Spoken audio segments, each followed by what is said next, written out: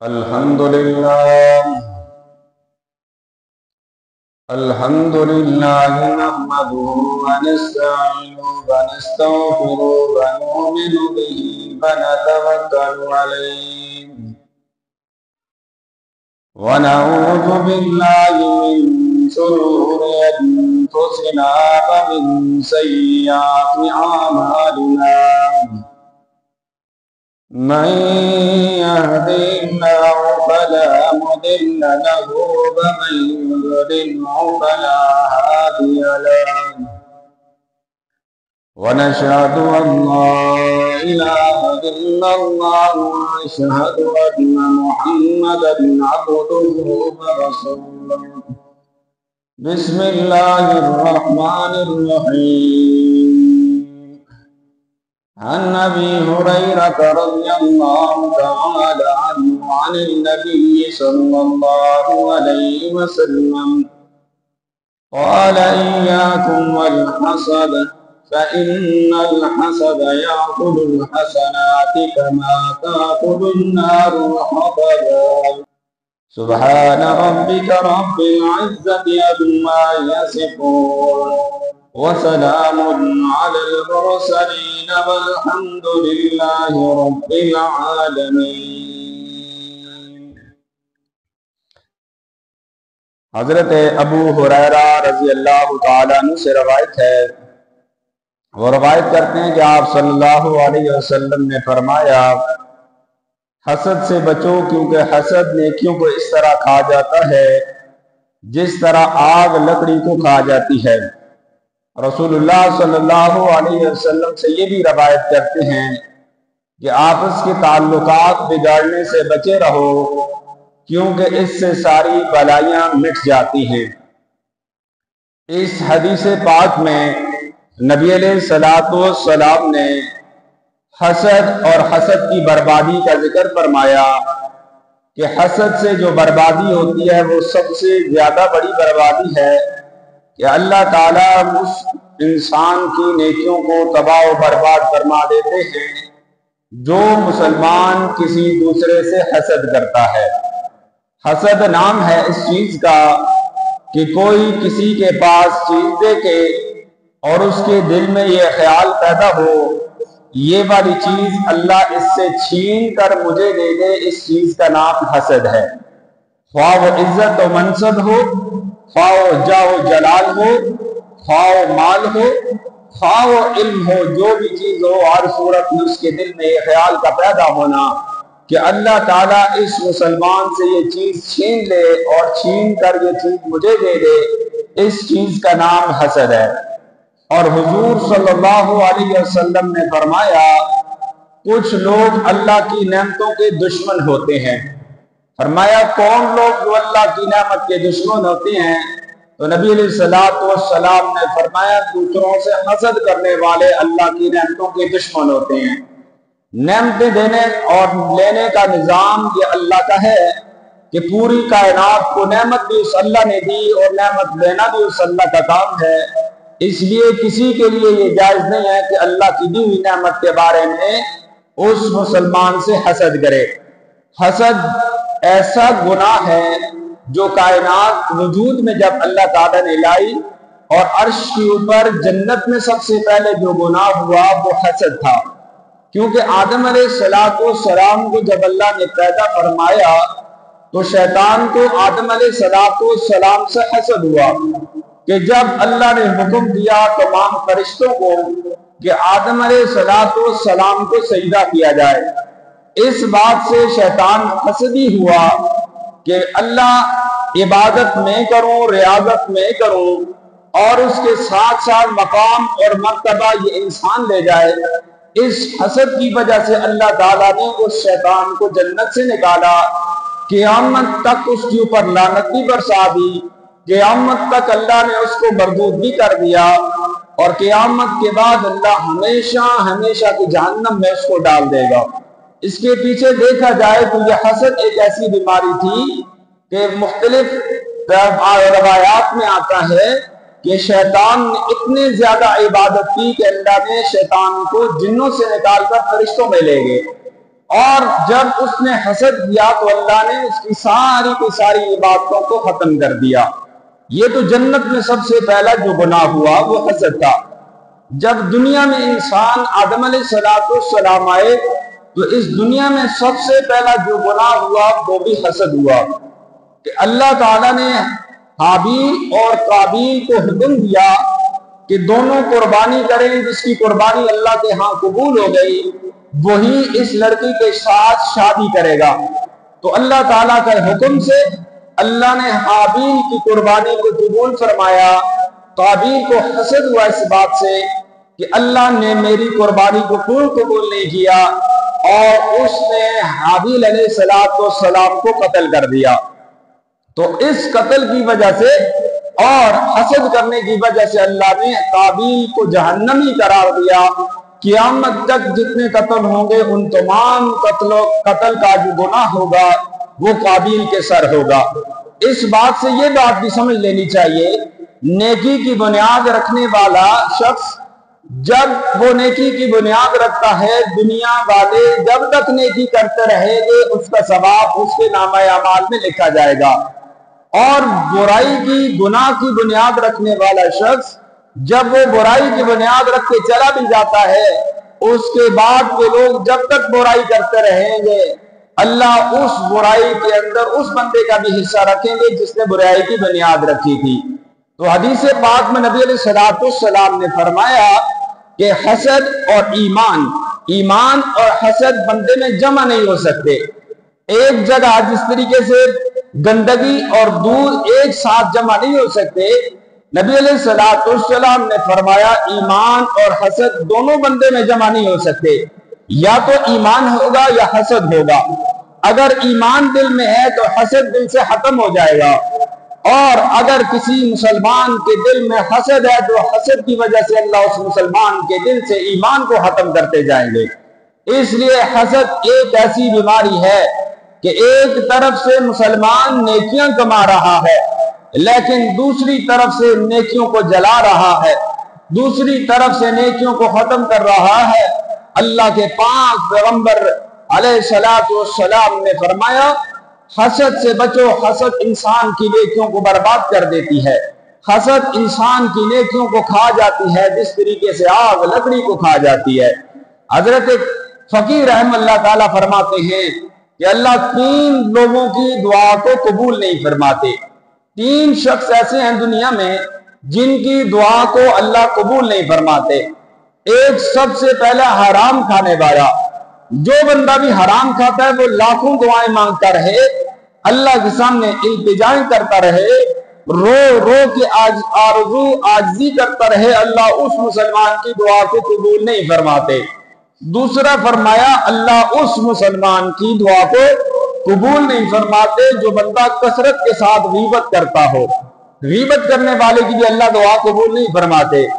تیسرا نبی علیہ السلام فقیر فرماتے ہیں اللہ اس بندے کی دعا کو بھی قبول نہیں فرماتے جو کسی مسلمان سے حسد کرے، اللہ اس کی دعا کو بھی قبول نہیں فرماتے۔ کیوں؟ اس لیے کہ اللہ تعالیٰ نے یہ حقوق وابستہ ہے مخلوق کے ساتھ، جب مخلوق کے ساتھ حقوق وابستہ ہیں اس صورت میں اللہ اس مسلمان کی دعا کو قبول نہیں فرماتے۔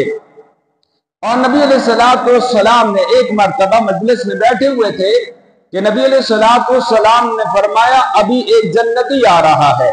صحابہ حیران ہوئے کہ کون ایسا شخص ہے جس کو نبی علیہ السلام نے جنتی ہونے کی بشارت دی۔ دیکھا ایک انصاری صحابی جس کی جوتیاں ان کے بغل کے نیچے اور داڑھی سے وضو کا پانی ٹپک رہا تھا، مسجد میں داخل ہوئے اور آ کر نبی علیہ السلام کی مجلس میں شریک ہوئے۔ دوسرا دن آیا، نبی علیہ السلام نے فرمایا ابھی ایک جنتی آئے گا۔ صحابہ نے دیکھا، پھر وہی انصاری صحابی مجلس میں آئے، اسی طریقے سے جوتیاں ان کے بغل کے نیچے اور داڑھی سے وضو کا پانی ٹپک رہا تھا۔ تیسرے دن آیا تو نبی علیہ السلام نے فرمایا ابھی دیکھنا ایک جنتی مجلس میں داخل ہوگا۔ تو نبی علیہ السلام کے اس فرمان پر صحابہ نے دیکھا وہی انصاری صحابی نبی علیہ السلام کی مجلس میں آئے اور اس طریقے سے بیٹھ گئے۔ حضرت عبداللہ بن عمر رضی اللہ تعالیٰ عنہ فرماتے ہیں میرے دل میں حسرت پیدا ہوئی चाहत पैदा हुई कि कौन सा ये बंदा अमल करता है जिसकी वजह से नबी अलैहिस्सलाम ने 3 दिन से जन्नती होने की बशारत दी। मैंने उनसे ये फरमाया, मैं आपके यहाँ मेहमान बनना चाहता हूँ, मेरा दिल ये चाहता है कि मैं आपके पास ठहरना चाहता हूँ, और शरीयत के लिहाज से एक मेहमान किसी घर में आए 3 दिन तक उसका ठहरना ये जायज है। अगर कोई बंदा उस मेहमान की मेहमान नवाजी ना करे, वो मेहमान छीन कर खाना उसका हक है, वो छीन कर भी खाए तो उसके लिए खाना जायज है। तो हजरत अब्दुल्ला बिन उमर फरमाते मैं उनके साथ चला गया। रात जब हुई तो मैंने देखा वो आम जिस तरीके से हम मामूलात करते थे, नमाज पढ़ी और नमाज पढ़ने के बाद सुन्नत के मुताबिक सो गए। दूसरा दिन आया, इसी तरीके से जो आम मामूलात हम कर रहे थे उसी तरीके से मामूलात उन्होंने किए और फिर सो गए। तीसरा दिन आया तो इसी तरीके से जिस तरीके से आम जिंदगी गुजारते हैं गुजार कर वो सो गए। और मैंने उनसे जब सुबह हुई मैंने उनसे पूछा, मुझे ये बताइए आप कौन सा ऐसा अमल करती हैं जिसकी वजह से नबी अलैहिस्सलाम ने 3 दिन आपको जन्नती होने की बशारत दी है। मैं तो सिर्फ ये देखने के लिए आया था कि आप कौन सा ऐसा अमल करते हैं जिसकी वजह से अल्लाह के पाक पैगंबर ने आपको ये बशारत दी। वो फरमाने लगे, मेरा तो कोई खास अमल है नहीं, हाँ अलबत्ता एक बात जरूर है, वो बात यह है कि मैं किसी मोमिन की बुराई नहीं करता, और दूसरा मैं मुसलमान से हसद नहीं करता। ये मेरे दिल में है, मैं किसी मुसलमान से हसद नहीं करता। रात को सोने से पहले पहले मैं अपने दिल को पाक साफ करके सोता हूँ। फरमाया यही तो वो बात है जिस बात की वजह से नबी अलैहिस्सलाम ने आपको जन्नती होने की बशारत दी। तो इसलिए हदीस पाक में नबी अलैहिस्सलाम ने फरमाया हसद से बचा जाए, बहुत गंदी बीमारी है। जिस तरीके से दिल की बीमारियां दुनिया के एतबार से सबसे खतरनाक तरीन बीमारियां हैं, इस तरीके से दिल की रूहानी बीमारियों में से ये हसद भी एक रूहानी बीमारी है। ये रूहानी बीमारी भी इंसान के दिल को अंदर अंदर से खत्म कर देती है। दिल की दुनिया की बीमारी से मौत वाक़या होती है और दिल की रूहानी बीमारी से ईमान की मौत वाक़या होती है। दिल अगर खराब हो जाए, उसके बाल बंद हो जाए, तो इंसान की मौत वाक़या होती है, वो दुनिया से चला जाता है। लेकिन हसद पैदा हो गया और इसी तरीके से दिल में नफरत पैदा हो गई, इससे अल्लाह ताला इंसान के ईमान की मौत करते हैं। आहिस्ता आहिस्ता उसके दिल से अल्लाह ताला ईमान को सल्ब करते रहते हैं। हजरत मूसा अलैहिस्सलाम के बारे में आता है कि एक मर्तबा मूसा अलैहिस्सलाम ने अल्लाह के अर्श के साए के नीचे एक आदमी को खड़े देखा, जिसके ऊपर अल्लाह की बड़ी मेहरबानी और अल्लाह का साया, अर्श का साया उसके ऊपर था। मूसा अलैहिस्सलाम ने देखा तो दिल में हसरत पैदा हुई। फरमाया अल्लाह से, अल्लाह ये कौन खुश नसीब है, इसका क्या नाम है जो अर्श इलाही के साए में खड़ा है। तो अल्लाह ने फरमाया, ऐ मेरे मूसा, इसके नाम से क्या करना है, आओ मैं तुम्हें बताता हूं इसका काम क्या है, जिसकी वजह से अल्लाह ने इस आदमी को अपने अर्श इलाही के नीचे साए में जगह दी हुई है। तो अल्लाह ने मूसा अलैहिस्सलाम को 3 बातें, 3 अमल उसके बताए, जिसकी वजह से अल्लाह ने उसको अपने अर्श के साए में जगह दी। सबसे पहली बात अल्लाह ने ये बयान फरमाई कि ये लोगों पर इनाम देकर हसद नहीं करता। मैंने इसको जगह जो दी है इस वजह से दी है कि लोगों के पास जो इनाम है, अल्लाह की नेमतें हैं, उन नेमतों को देकर ये हसद नहीं करता। दूसरी बात इसमें ये पाई जाती है, ये अपने माँ बाप की नाफरमानी नहीं करता। माँ बाप जिस चीज का हुक्म दें, एक शिर्क के अलावा हर काम में उनकी इताअत जरूरी है, हर काम में माँ बाप की इताअत वाजिब है। फरमाई अपने माँ बाप की नाफरमानी नहीं करता। तीसरा फरमाई ये चुगलखोरी नहीं करता, इधर की बात उधर, उधर की बात इधर, जिसमें दोनों के दरमियान लड़ाई झगड़े हो जाते हैं, इस बात से लोगों को बचाता है। ये 3 काम की वजह से अल्लाह ने उस मुसलमान को मूसा अलैहिस्सलाम पर वही करके अल्लाह ने कलाम करके ये बता दिया कि अल्लाह इसने अपने अर्श के साए में इसको जगह दी हुई है। और कुरान मजीद में आप भी पढ़ते हैं कि जब लबीद बिन आसम की बेटियों ने نبی علیہ السلام پر کچھ جادو کر دیا، کچھ نبی علیہ السلام پہ اثر ہوا، اللہ نے نبی علیہ السلام پہ سورہ معوذتین، سورۃ قل اعوذ برب الفلق، قل اعوذ برب الناس سورتیں نازل فرمائی۔ ان میں سے سورہ فلق میں اللہ تعالیٰ نے ایک اپنی صفت ذکر کی، رب الفلق، رب الفلق ایک صفت ذکر کر کے 4 شروں کا ذکر کیا۔ یہ 4 شر ہیں جس شر سے مسلمان کو بچنا چاہیے، پناہ مانگنی چاہیے۔ ان 4 شروں میں سے ایک شر یہ ہے کہ فرمایا من شر حاسد اذا حسد، حسد کرنے والے کے حسد سے اللہ ہمیں بچائے۔ یہ حسد ایک ایسی بیماری ہے، یہ علم کی وجہ سے بھی ہوتی ہے۔ حسد جو ہوتا ہے وہ عام اثر ایک زمانے کی وجہ سے بھی ہوتا ہے، حسد مال کی وجہ سے بھی ہو جاتا ہے، حسد جاہ جلال منصب عہدے کی وجہ سے بھی ہو جاتا ہے۔ حضرت شیخ سعدی رحم اللہ تعالیٰ کے بارے میں آتا ہے کہ حضرت شیخ سعدی رحم اللہ تعالیٰ نے شعر لکھے۔ شعر کیا تھے؟ بلغ العلا بکمالہ حسنت جمیع خصالہ، اور نبی علیہ السلام کے بارے میں یہ شعر لکھے بلغ العلا بکمالہ کشفت تجا بجمالہ حسنت جمیع خصالہ، لیکن چوتھا شعر شیخ سعدی رحم اللہ تعالیٰ سے بن نہ سکا، اور یہی شعر کسی دوسرے عالم کو جو شیخ سعدی رحم اللہ تعالیٰ کے ہم اثر تھے ان کو سنائے گئے کہ آج شیخ سعدی نے اتنے کمال شعر لکھے ہیں۔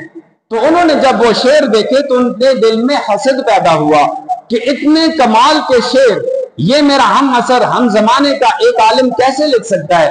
تو انہوں نے دل میں حسد پیدا ہونے کے بعد یہ جملے کہہ دیے، یہ بھی کوئی شعر ہے، یہ کوئی خاص شعر نہیں ہے، لیکن تھے وہ کمال کے دل سے تو سمجھتے تھے، لیکن حسد دل میں پیدا ہوا تو یہ جملہ کہہ دیا۔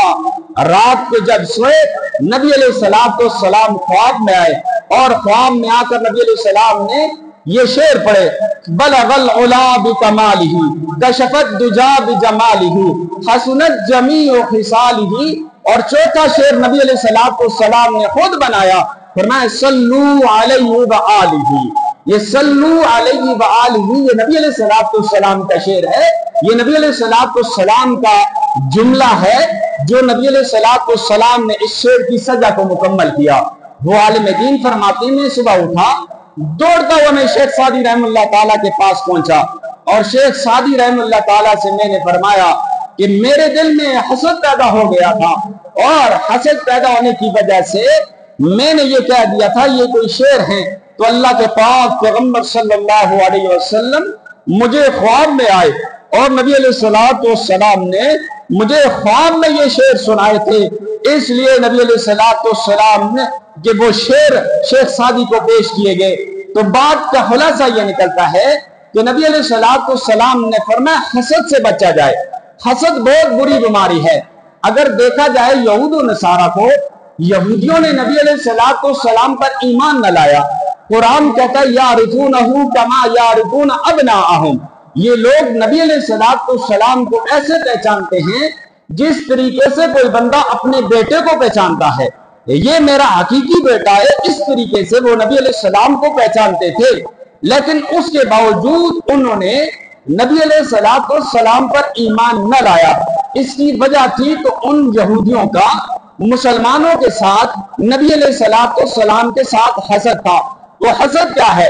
کیونکہ اللہ نے حضرت اسحاق علیہ السلام اور حضرت یعقوب علیہ السلام کی نسل میں سے انبیاء کا بہت بڑا سلسلہ بھیجا، اور نبی علیہ السلام کو اللہ نے حضرت اسماعیل علیہ السلام کی اولاد میں بھیجا۔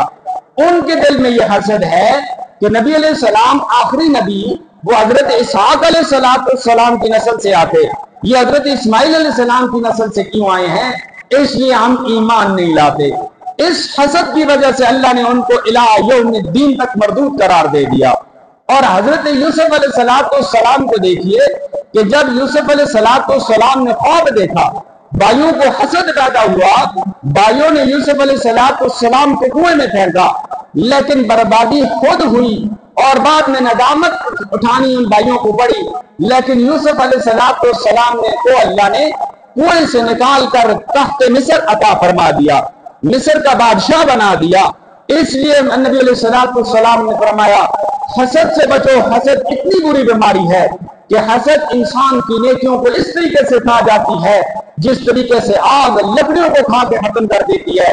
نیکی کمانا بڑا مشکل کام ہے، نیکی کو سنبھال کے رکھنا بڑا مشکل کام ہے۔ نیکی کمانا بڑا آسان ہے لیکن نیکی کو سنبھالنا بڑا مشکل ہے۔ نماز، روزہ، زکوٰۃ ہم نے کر لیا لیکن اس کی حفاظت ہم نے کرنی ہے کس طریقے سے؟